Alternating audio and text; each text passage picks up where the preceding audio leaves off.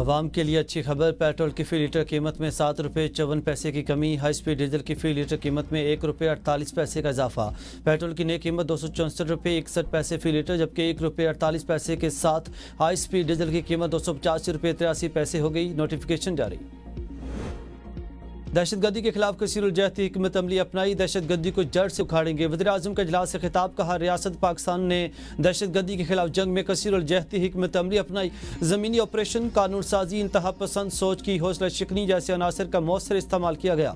बहादुर सपूतों का दहशतगर्दी के खिलाफ जंग में किरदार काबिल तारीफ है। दहशतगर्दी के खिलाफ जंग में कौम, सिक्योरिटी और इंटेलिजेंस इदारे मुत्तहिद हैं। फितन हिंदुस्तान, फितन खारिज के मुकम्मल खात्मे के लिए जामे हिकमत अमली पर काम कर रहे हैं। स्मगलिंग की रोकथाम से माशियत पर मुस्बत असरात मुरतब हुए। दहशतगर्दी से पाक और पुनम मजबूत रियासती ढांचा ही सरमायाकारों का एतमाद बहाल करता है।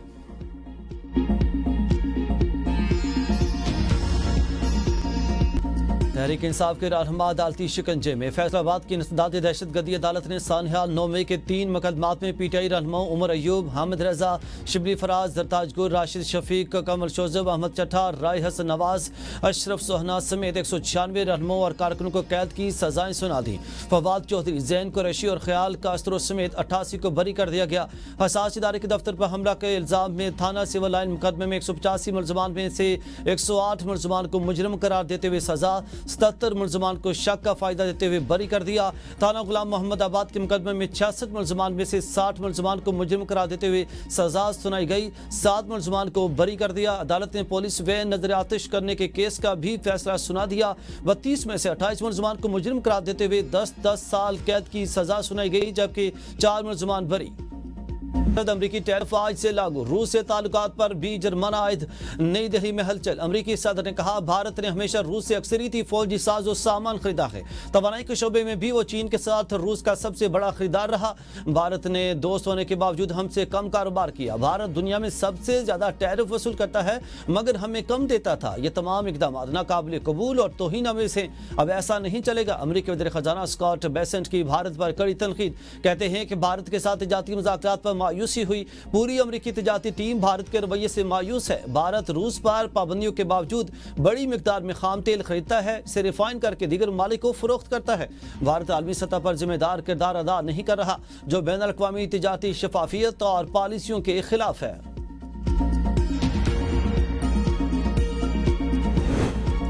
अमेरिकी सदर डोनाल्ड ट्रंप की धमकी, भारत ने घुटने टेक दिए। भारतीय सरकारी रिफाइनरीज ने रूसी तेल की खरीदारी रोक दी। गैर मुल्की खबरसां एजेंसी का कहना है कि 4 भारतीय रिफाइनरीज ने तेल की खरीदारी रोकी। भारत तेल दरामद करने वाला दुनिया का तीसरा बड़ा मुल्क है, जबकि रूस के समुद्री खाम तेल का सबसे बड़ा खरीदार है।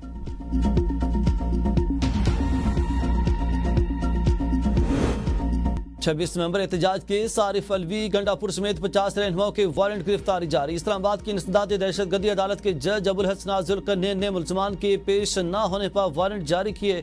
थाना कराची कंपनी में दर्ज मुकदमे की समाअत के बाद पीटीआई के 41 रहनुमाओं के वारंट गिरफ्तारी जारी किए गए। 9 रहनुमाओं के वारंट गिरफ्तारी पहले ही जारी हो चुके हैं। इन मुलजमान में अब्दुल कयूम नियाजी, शिबली फराज, फैसल जावेद, सलमान अकरम राजा, रऊफ हसन, मुराद सईद, अहमद नियाजी भी शामिल हैं। असद कैसर, हमाद अजहर, आतिफ खान, शोएब शाहीन, आजम खान सवाती, उमर अयूब, साहबजादा हामिद रजा, अलीमा खान और शेख वकास अकरम, कमल शोजब, शानदाना गुलजार, शेर अफजल मरवत के वारंट गिरफ्तारी भी जारी किए गए। अदालत ने मुलजमान को फौरी गिरफ्तार करके पेश करने का हुक्म दिया।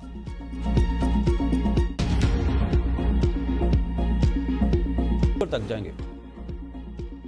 ये सजाएं बहुत पहले हो जानी चाहिए थी। पीटीआई अगर समझती है कि ये गलत फैसला है तो उन्हें आला फोरम के पास जाना चाहिए। गवर्नर खैबर पख्तूनख्वा फैसल करीम कुर्दी की एबीएन न्यूज़ से गुफ्तगू, कहा कि 9 मई का वाकया क्या इंडिया ने किया था या इसराइल ने, क्या ये कामयाब नहीं हो सके और आप मगरमच्छ के आंसू बहा रहे हैं। अगर आप मुल्क दुश्मनी करेंगे, जीएचक्यू पर हमला, दर्दियाँ लटकाएंगे, सजाएं तो होंगी। कौन सा 5 अगस्त? पीटीआई अब गली कोचों तक रह गई है। पीटीआई बानी पीटीआई और बुशा बीबी को जब सजाएं हुई तो पंजाब, सिंध, बलोचिस्तान, खैबर पख्तूनख्वा में एक टायर तक नहीं जलाया गया। ये सिर्फ बातें करना जानते हैं। ये 5 अगस्त को कहेंगे कि अपने जिलों में जाकर एहतजाज करें। क्या इस मुल्क में सिर्फ शरीफ और जरदारी खानदान की बेटियां ही सियासत कर सकती हैं? ये इनकी बहुत बड़ी गलतफहमी और भूल है। पीटीआई रहनुमा जरताज गुल का सजा पर रद्द-ए-अमल, कहा कि मेरे बाबा ने आज तक मुझे हराम का नवाला नहीं खिलाया। वजीर कबीले के नाते बहादुरी मेरे खून में रची बसी है। वफादारी, जुर्रत, बहादुरी मैंने अपने लीडर से सीखी। हमने इस वक्त भी अपना वतन नहीं छोड़ा जब मेरे माँ बाप ने मेरे जवान भाई की बम धमाके में जली हुई लाश वसूल की।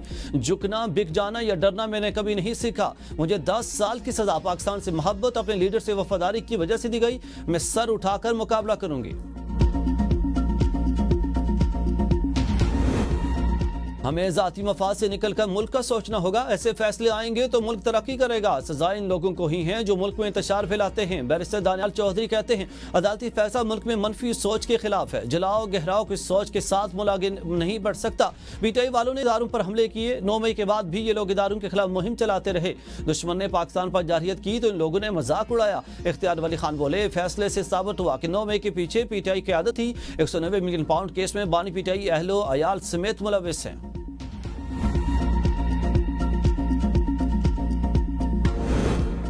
फवाद चौधरी किसी साजिश का हिस्सा नहीं थे, बाकी लोगों का मुझे नहीं पता। एहलिया हिबा फवाद की मीडिया से गुफ्तगू, कहा कि फवाद चौधरी को बाइज्जत बरी कर दिया गया। अदालत की शुक्रगुजार हूँ, हक की फतह हुई है, हमें अदलिया से इंसाफ मिला है। बाकी मुकदमात का भी सामना करेंगे। फैसला सुनने की जरूरत सबको होनी चाहिए, चाहे सजा हो या बरी हो। ये मुल्क, ये कौम और ये फौज भी हमारी है। मुल्क को नुकसान पहुंचाने वाले सब लोग जद में आएंगे। आने वाले दिनों में पीटीआई की मजीद नाअहलियां होंगी। सेनेटर फैसल वाडा कहते हैं, पीटीआई के नजरियाती लोग बानी और पार्टी की पीठ पर खंजर घोंप रहे हैं। ये लोग खुद को सियासी शहीद बनाना चाहते हैं। अली बिन गंडापुर अपने इक़्तिदार के आखिरी मराहल में है। आने वाले दिनों में पीटीआई का एक खतरनाक मनसूबा मंजर-ए-आम पर लाऊंगा। सेनेट में पीटीआई की 8 सीटों की बजाय 5 सीटें कैसे और क्यों मिली? मुराद सईद को सेनेटर बनाने के पीछे की भी कहानी है। मैं जो बातें कही थी वो आज सबके सामने सच साबित हो रही है। पीटीआई पाकिस्तान बनने की मनसूबाबंदी इनके पार्टी के अंदर ही हो रही है। कौम को वक्त से पहले बता दिया था। अमेरिका से मुस्बत खबर आने वाली है, वो आ चुकी।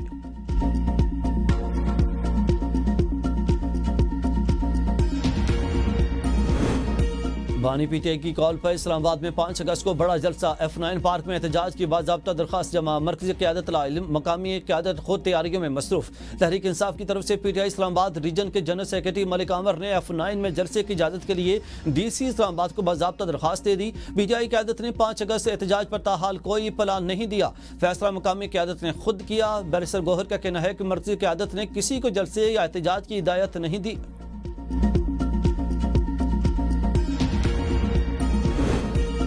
सेनेट की पंजाब असम्बली से जनरल नशिस्त पर इंतखाब मुलतवी। एजाज चौधरी की नाअहली के बायस खाली नशिस्त पर इलेक्शन 21 अगस्त को होना था। नई तारीख का ऐलान इलेक्शन कमीशन बाद में करेगा।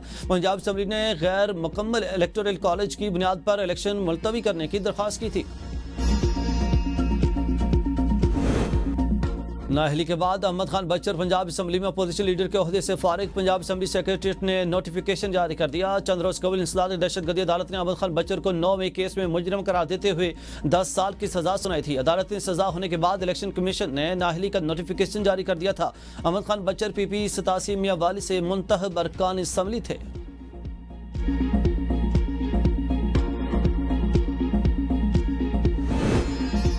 खैबर पख्तूनख्वा सेनेट इलेक्शन सानिया निश्तर की खाली नशिस्त पर पीटीआई के उम्मीदवार मिशाल यूसुफजई सेनेटर मुंतखब। मिशाल यूसुफजई ने 86 वोट लेकर सेनेटर मुंतखब हुई हैं। मेहताब जफर ने 53 और साइमा खालिद ने 1 वोट हासिल किया। सबा शाहिद कोई वोट हासिल न कर सकी। मिशाल यूसुफजई ने मीडिया से गुफ्तगू में कहा कि मेरे लिए सेनेट का हिस्सा बनना एक बड़ा एजाज है। बानी पीटीआई का पैगाम वज़ीर आला के जरिए आया। सपोर्ट की यकीन दहानी दी गई। नजरिया बानी पीटीआई के सामने पैसा नहीं चला। पीटीआई का कोई वोट अपोजिशन को नहीं गया। 2 वोट मुस्तरद हुए जिन पर गलत निशान लगा था।